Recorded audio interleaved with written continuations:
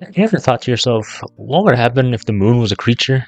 No, you haven't, because what? However, a channel named Mr. Friend has brought the idea of this to life in a series named The Moon Wakes Up. Now, I'll be honest, I've heard of Mr. Friend before since a few bigger channels have gone over some of his videos before, and I also featured him in one of my own videos, one of the Godzilla found footage things that I went over. This series has been picking up traction as it seems, and what kind of YouTuber would I be if I didn't hop on a trend? Someone with fucking dignity. Thank God I don't fucking have that. But I do like shit that gives off astrophobia, so like, this actually is in line with my own special interest, as doctors would say. So let me stop talking. Let me get you to the videos. Actually, I cannot stop talking. This is how a YouTube video works. My bad, gangster. First video is very simple, and sets the tone for the rest of the series. Two astronauts look out into the distance and see the moon. The moon wakes up. He said it! He said it!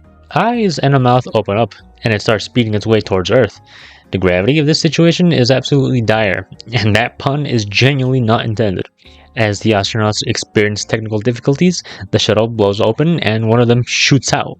We then see what I believe is to be the ISS recording footage of what is happening. The Earth starts to bust as the moon rams its fucking face into its ass. The memory of her ass haunts me. That one is intended. Let's hope she doesn't see this, and I'm gonna stop right there. It ends with the camera aimed outward towards the rest of the planets, where we can see that Jupiter, Saturn, and yeah, you guessed it, Uranus are also not planets, but something else entirely. The second video starts off by showing us footage of New York on June 20, 1969. This took place 1 month before the moon woke up, and we see someone speaking to a small group about awakened ones arriving soon.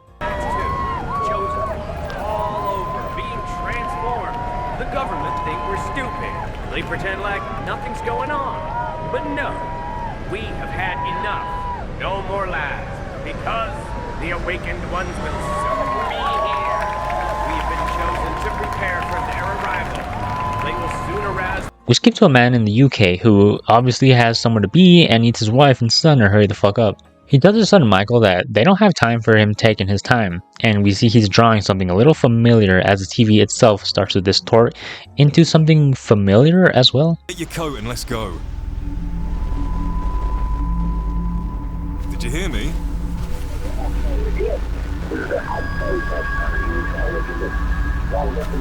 Michael, I have to tell you one more time. The boys got hives. I also used to get hives in like 3rd grade. The Himba tribe in Namibia can be seen performing a ritual. After drawing the face of the moon on the ground right next to some sort of small structure, they may have believed this would summon it.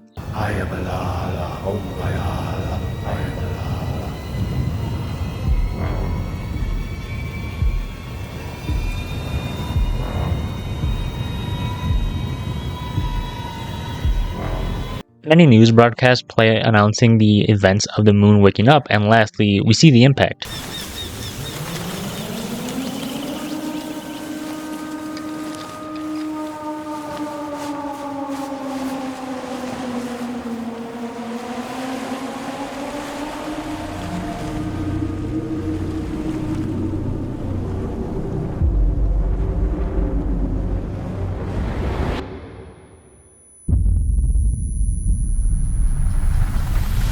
We jump to 5 years later, where we hear that 90% of Earth's population was wiped out during the lunar impact on Earth. The estimated toll was 3.2 billion. Obviously, not me. I would have just said, no thanks. Can mankind rebuild? And what other threats are lurking out there? Girls like to say boys are stupider, so they go to Jupiter. Well, I have a counterpoint. What happens if Jupiter comes to fucking us? Not so smart now, huh, Nicole? We didn't see the remains of the family home from the UK where Michael's drawings survived, somehow. We know that he was drawing these entities, but that one that gets focused on is clearly something much greater than just a face on a planet.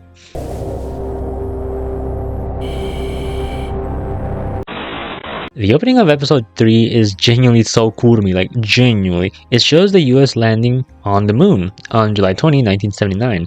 In this series, 10 years after the lunar impact. It was pretty uneventful for mankind.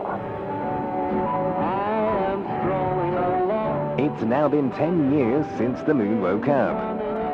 While what's left of civilization has attempted to rebuild, the cosmic threats facing our existence appear to be far from over. Ever since Jupiter, Saturn and Uranus arrived several years ago, their intentions have remained unclear, and they continue to simply loom in the distance, watching. While in Egypt, 2,750 kilometers from the impact, or about 1,708 miles, we're introduced to FRIEND, or the Frontline Research Initiative for Earth's New Defense, which had been established by remaining world powers. We also see the impact zone. The surrounding area of it is named the Umbra Zone, in which the FRIEND facility lies in its outer rim. A 2,800-kilometer radius surrounding the lunar impact, the initiative has become humanity's greatest hope of research, recovery, and above all, survival. So humans are struggling on Earth, and FRIEND is rebuilding probes to send into space to study these planets, or so-called planets. Let's be honest, that's not a planet, that's a fucking monster. On Earth, the surviving population is struggling to eat, Earth's oceans have dried up, as mentioned before in the second video, and the constant looming threat of these gas giants must be taking a toll on them too. The Orbital Reconnaissance and Interplanetary Surveillance, or ORIS, probes are sent into space, and here is where shit really starts to kick in. ORIS 7 and 12 were preparing something known as a Black Iris payload. I have no idea what this was supposed to be, but if we're being honest, part of me feels like it was a nuke, or like a big fucking laser, a BFG shot if anything. You can't blow a hole into the surface of Mars. So it revealed to us that Jupiter and Saturn contain their own moons within their mouths, shooting them out to attack the probes. Picking up a subtle gravity spike. What the hell? Is that a moon? One of Jupiter's moons looks like Callisto is emerging from Jupiter's mouth. Gravity spike is interrupting communication signals from heavy solar. ORIS 12 is picking up a similar anomaly here from Saturn.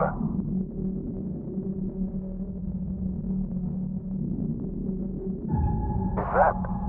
Titan it appears. I repeat, the Titan has woken up. It might be... ORIS 1, 4, 7, 8, 10, 11, and 12 are now offline.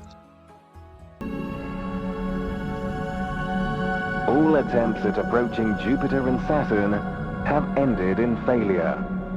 And naturally, nobody wants to get close to Uranus. Another one of these moon-faced people appears, just like Michael in the second episode. This person seems to be affected by whatever the moon is. This person, however, attacks one of the officers who confronted him. The last thing we see is this weird little entity in the shadows that runs away after he knows it was spotted. This may be near the FRIEND facility, but I cannot confirm that to you right now as of me saying this. In a world turned to rubble, all hope was lost. Allez, quelqu'un! Until a shining beacon rose from the ashes. Citizen, need a friend? Quoi? J'ai besoin de nourriture et d'eau, espèce d'imbécile!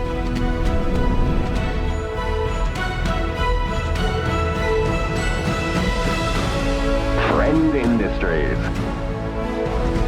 We learned that FRIEND Industries is the biggest provider of the newly found trigger word for people: jobs. We have something for everyone looking to take part in rebuilding mankind: weapons development, hydrogenesis research, the repopulation program, Application full. Umbra Core Marine, space program, and research and development. Interessante. The following clip after the infomercial reveals so much information. A group of 4 soldiers are seen en route somewhere where one of them starts to mention how he wants to take back something he calls moon juice. He says it goes for 70 food stamps per vial in Europe. It's highly valuable for sure, so let's smuggle some of it. right? That's the right thing to do. You get caught smuggling that pink jizz out of the border, and you'll be shot, and so will we, just for being with you. Another thing mentioned is that the radiation can cause people to turn into moon-infected. Right, these people with the moon faces, we got a name for them now. The Marine chimes back in, saying that it used to be cosmic frequencies, not radiation, turning people into moon-infected. The team inside prepare for something called Umbra Initiative 1642, when the squad leader is attacked and killed.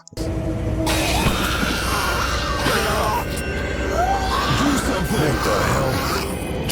Wait, don't shoot! Don't shoot!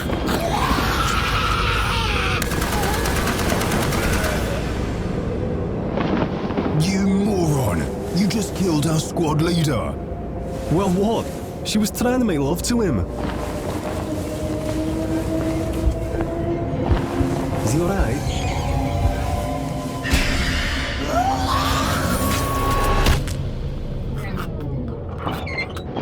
Nice going, Tim, man. Won't have to worry with you around.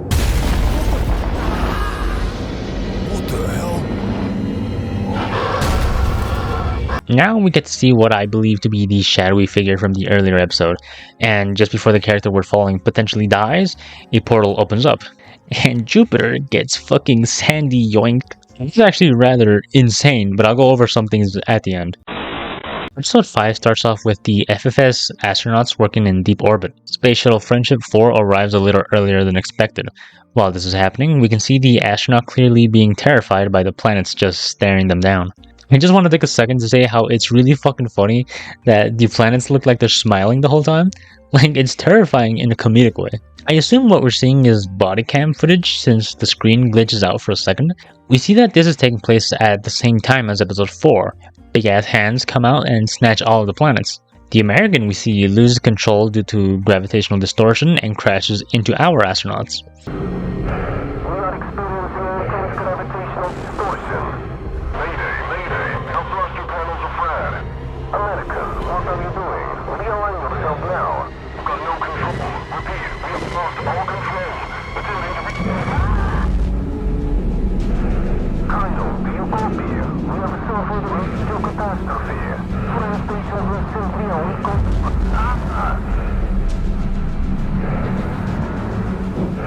Friends, please, don't let go. I am picturing a repopulation program.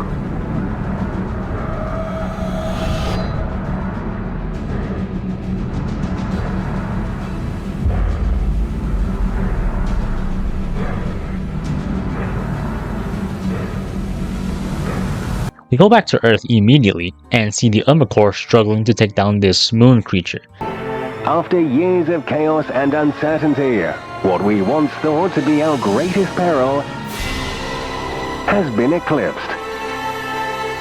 As our three mighty neighbors are plucked from the heavens, it appears as if, for now, we are safe.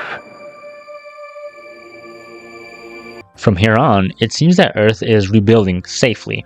And here's what I love about this series so far. Every episode ends with something crazy that just sets the scale so much higher. First, we get a pan-out shot of Earth and an active gate is revealed that opens up. It's either a stargate of some sort or a wormhole that they activate. One of the two, maybe they're the same thing. I don't think they are, but maybe they are. For this case, they're the same thing. I'm gonna go with Stargate because it's quite literally called a gate. Lastly, we see what the research and development scene was for. A friend was creating a super hybrid for over a century.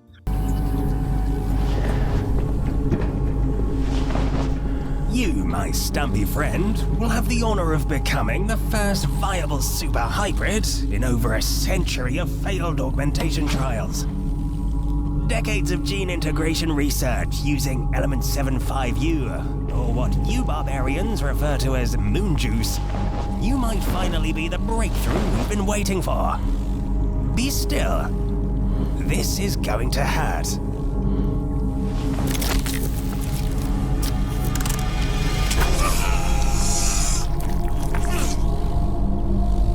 Now, let's see what he can do. I heavily suspect this was the same guy from episode 4 with the metal arm. We see his first feat of strength though. He fucking obliterates the moon creature, it's insane. Lastly, we see a shot of Neptune waking up.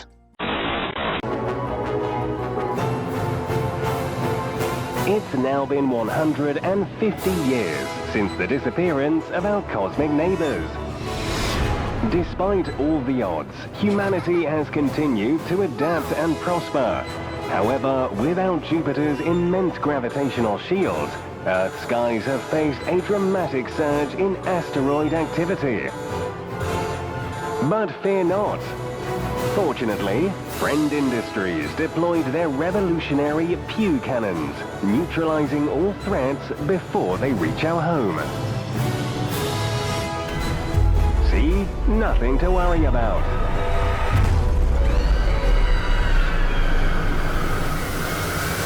We learn that Earth's orbit has now been stabilized for 150 years, with no more catastrophic freezing. This puts the series somewhere in the 22nd century, probably. The moon juice, or element 75U, is said to be what's powering everything during this time frame, quite literally from small everyday things to high-end shit like space travel. Friend is actively mining this shit from the moon. Residual energy from cosmic rifts, where the hands come out, have led to the creation of Project Friendgate. This is to uncover everything that's out there, which leads us to how the Stargate was made. We see astronauts on ships Stargoose 4, 5, and 6 being sent through this Stargate. This process is called a moon jump. We can hear, however, that whatever is on the other side is still unknown. This is slightly reckless, not gonna lie. It's a slightly reckless mission, even called out by one of the pilots themselves. As they leave, the asteroids start to elevate, and the gate explodes.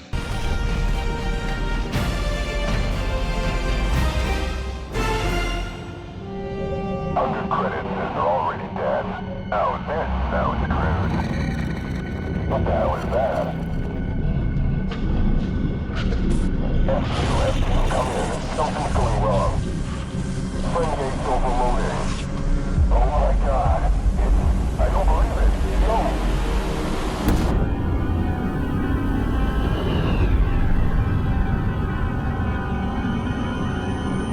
Autopilot engaged. It's made very apparent that Friend does not care about its pilots and only wants success in their endeavors. In a crazy turn of events, something huge starts to chase them down. Warning, Omega-level gravity spike detected approaching from the rear. Object's mass is estimated to be over 100 septillion kilograms. What? Thing must be broken. That's the weight of a bloody planet.